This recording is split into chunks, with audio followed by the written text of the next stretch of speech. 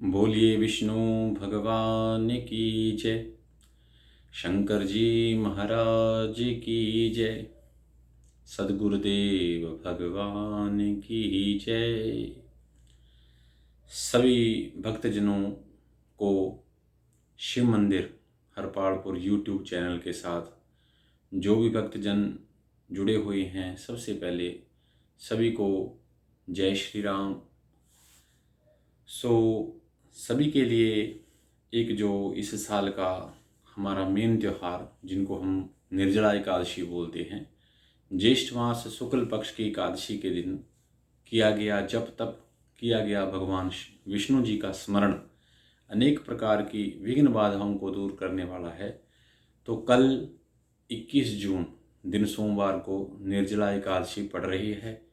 जो भक्तजन इस दिन यथाशक्ति अन्न का दान, जल का दान, शीतल वस्तुओं का दान, शीतल पेय पदार्थ जैसे हैं हमारे ठंडी वस्तुएं हैं जो, उनका दान या शरबत का दान, जो भी यथाशक्ति किसी गरीब को, किसी ब्राह्मण को, या कहीं भी आप छबील टाइप या लंगर लगाकर अगर जल का, शीतल जल का दान करते हैं तो विष्णु पुराण के अंदर उसका अनन्य फल भगवान ने बताया है।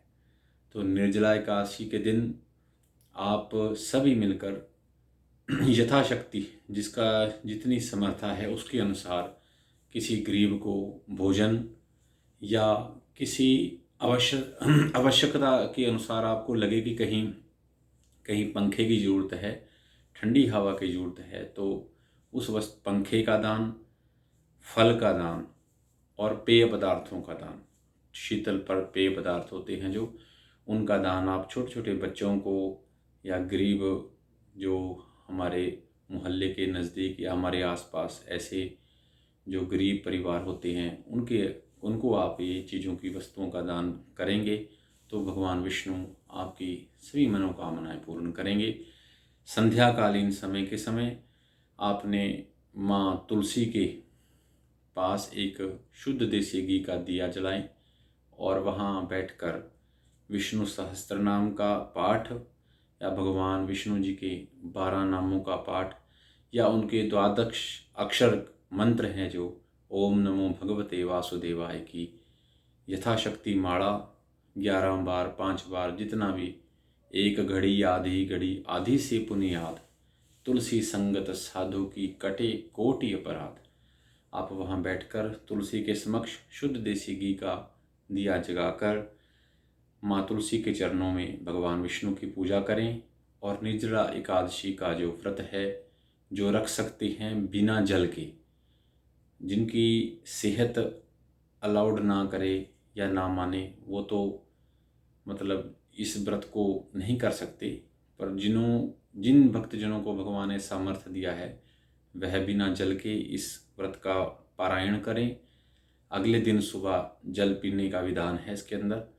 तो आप अगर निर्जल रहकर इस व्रत को रखते हैं तो गर्मी के मौसम में बाहर ना जाएं, जितना हो सके अपने घर में भगवान का स्मरण करें, कम बोलें, मौन रहें और इस व्रत का आप पारायण द्वादशी तिथि यानी अगले दिन कर सकते हैं। बुधवार के दिन शुक्ल पक्ष का प्रदोष व्रत है। शिव मंदिर हरपालपुर के अंदर हर महीने की शुक्ल और कृष्ण पक्ष की शिव त्रयोदशी को भगवान शंकर का रुद्राभिषेक भोलेनाथ की कृपा से होता है।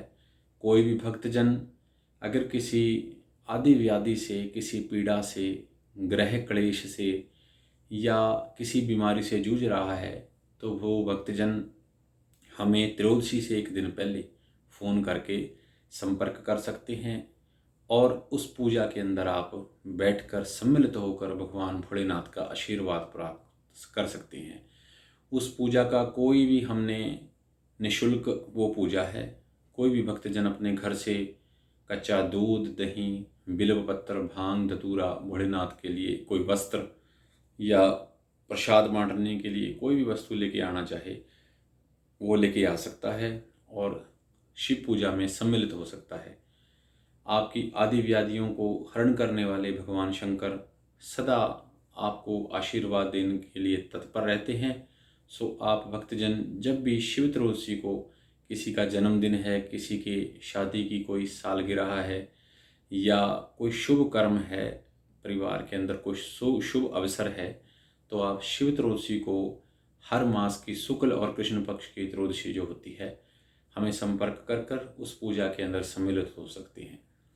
और एक विशेष बात, श्रावण मास का जो आरंभ है वो 23 जुलाई से गुरु पूर्णिमा से होगा और 22 अगस्त तक श्रावण चलेगा।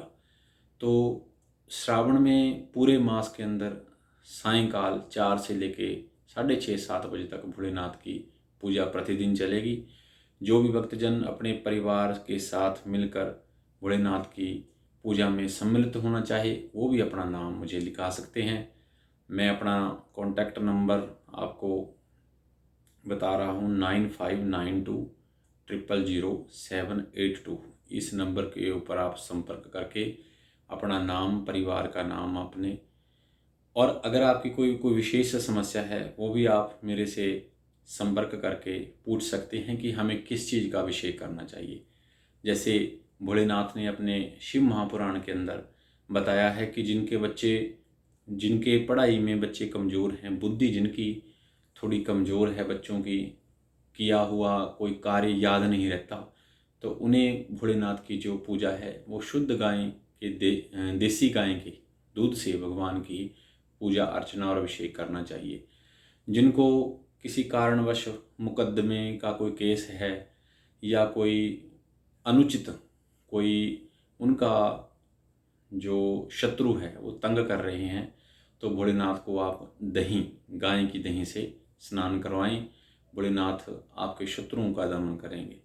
ऐसे ही जो आरोग्यता के लिए, जैसे कोई जठर रोग आपको पीड़ित कर रहा है, जैसे बीमारी है, कोई लंबी बीमारी के कारण आप जूझ रहे हैं और आपका शारीरिक मनोबल बहुत कमज़ोर हो चुका है, तो आप देसी घी से भोलेनाथ का अभिषेक कर सकते हैं।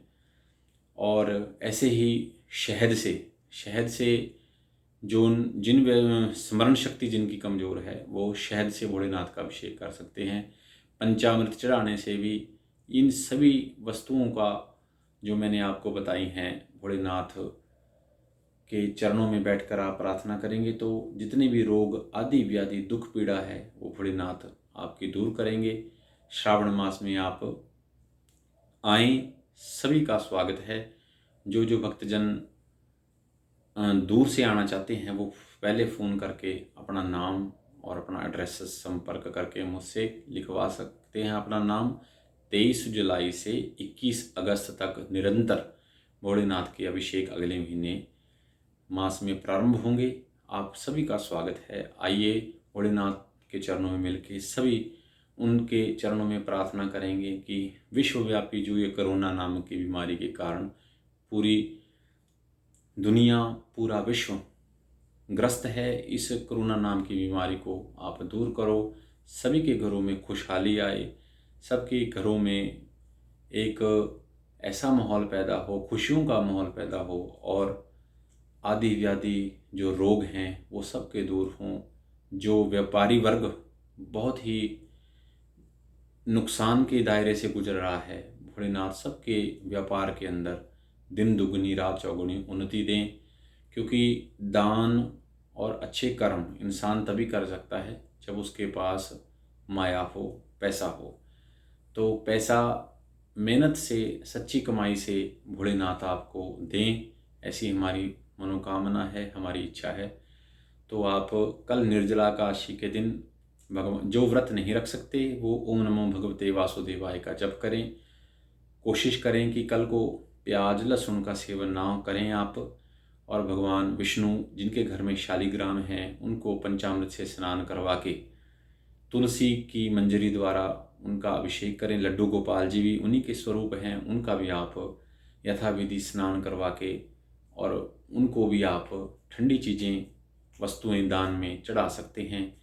उनका बाद में प्रसाद के रूप में आप सेवन कर सकते हैं। निर्जला एकादशी का व्रत बहुत ही, विष्णु पुराण के अंदर इसका महत्व बताया है कि ये एक ऐसी एकादशी है, इसका व्रत अगर कोई कर ले तो उसको बाकी साल की एकादशियों का फल मिलता है। ऐसा ये व्रत भगवान ने अपने शिव महापुराण और भगवान विष्णु ने अपने पुराण में बताया है इसका महत्व। तो आप और अपने घर में तुलसी जरूर लगाएं जी, क्योंकि तुलसी के दर्शन, तुलसी का स्पर्श, तुलसी की पूजा अनन्य प्रकार की आदि व्याधियों को दूर करती है। अपनी मति अनुसार जितना विज्ञान भोलेनाथ की कृपा से भोलेनाथ ने प्रदान किया है, इस चैनल के माध्यम से हम कोशिश करेंगे आपको कोई भी व्रत त्यौहार जो हिंदू धर्म से रिलेटेड है उसकी जानकारी आपको इस चैनल में दिया करेंगे। आप इस चैनल को ज़्यादा से ज़्यादा सब्सक्राइब करें और पास में लगा हुआ घंटी का बटन बेल आइकॉन दबाएं, ताकि नई जानकारी आपको ऐसे ही इस चैनल के माध्यम से मिलती रहे। जितना भी समय हो, एक घड़ी आधी घड़ी आदि से पुनियाद, तुलसी संगत साधु की कटे कोटि अपराध। आप जितना भी समय हो, इस त्रासदी कोरोना नाम की बीमारी से जो भगवान ने इस संसार को मुक्त किया है, धीरे धीरे खुशहाली रेल की पटड़ी के ऊपर अपनी ज़िंदगी दोबारा शुरू होने जा रही है।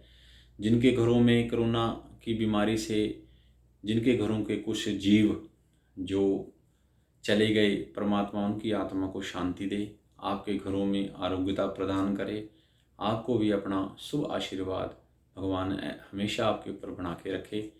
अपने बच्चों को अच्छे संस्कार दो, मंदिर लेके जाओ, और भगवान के आप मंदिर जाते हो, गुरुद्वारा साहब जहाँ भी जाते हो, अच्छे धार्मिक स्थलों पे लेके जाओ। इन्हीं बातों से उनके अंदर संस्कार पैदा होंगे। तो आप जितना भी समय आपको मिल सके भगवान के चरणों में ज़रूर लगाएं। 5 मिनट 10 मिनट एक रूटीन बनाकर आप अपनी दिनचर्या के अंदर जब इस चीज़ को शामिल करोगे तो आपका मन धीरे धीरे भगवान के चरणों में लगेगा। और जिनकी कृपा भगवान पर हो जाए फिर तो किसी चीज़ की कमी परमात्मा कभी नहीं छोड़ता। जिनके घरों में सारे स्वस्थ हैं, सभी ठीक ठाक हैं, उनके ऊपर भी भगवान की विशेष कृपा है, ये मानकर उनका शुक्रिया अदा करें और हमेशा उनके चरणों में यही प्रार्थना करें कि महाराज अपने चरणों की भक्ति, अपना शुभ आशीर्वाद हमारे ऊपर ऐसे ही बना के रखें।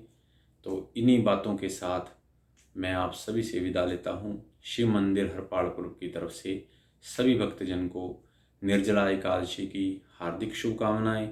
और जिस महीने में भी कोई विशेष त्यौहार होगा, हम आपको वीडियो के माध्यम से हमेशा जानकारी देने का प्रयत्न करेंगे। आप इस चैनल को सब्सक्राइब जरूर करें और भोलेनाथ की कृपा से आपके परिवार के ऊपर हमेशा ही उनकी कृपा दृष्टि बनी रहे और उनका शुभ आशीर्वाद हमेशा आपको प्राप्त हो। बोलिए शंकर भगवान की जय।